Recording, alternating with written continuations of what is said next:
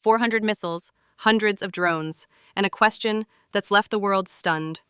How did Iran breach one of the most advanced air defense systems on Earth?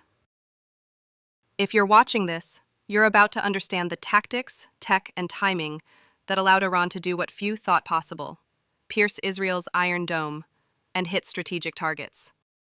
Stick around, because this isn't just about missiles. It's about the future of warfare. Subscribe now for deep dives into global conflicts, military tech, and the stories behind the headlines. The Iron Dome isn't alone, but it's not invincible. Israel's Iron Dome is legendary. With a 90% interception rate, it's designed to stop short-range rockets. But it's just one layer in a multi-tiered defense system that includes Barak 8 for medium-range threats, David's Sling for long-range missiles, Arrow 2 and Arrow 3 for high-altitude ballistic threats. So how did Iran get through? Tactic 1: overwhelm and exhaust.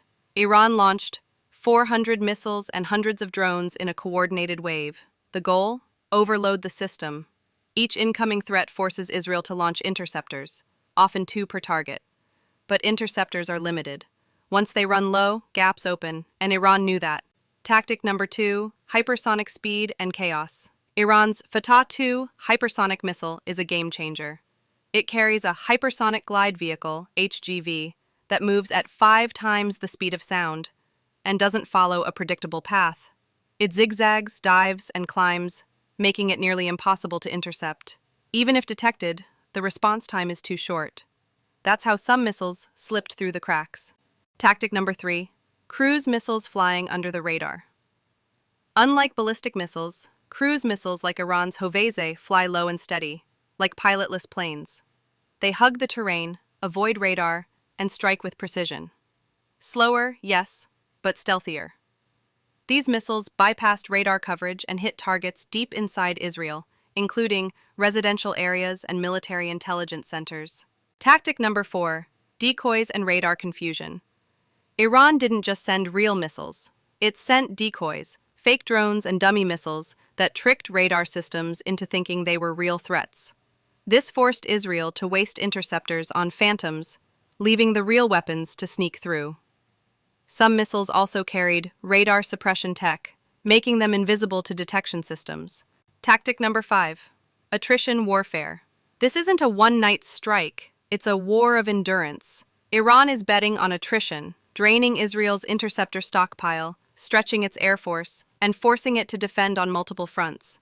And with 1,000 kilometers of distance between the two countries, Israeli jets can't loiter forever.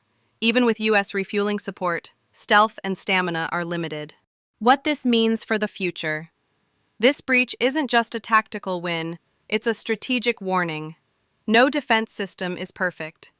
And in the age of hypersonics, AI-guided drones, and electronic warfare, the rules of engagement are changing fast. Iran's strike shows that even the most fortified nations are vulnerable to coordinated, tech-savvy assaults. Final thought. This isn't just about Iran and Israel. It's about the evolution of modern warfare. And if you want to stay ahead of the curve, subscribe now.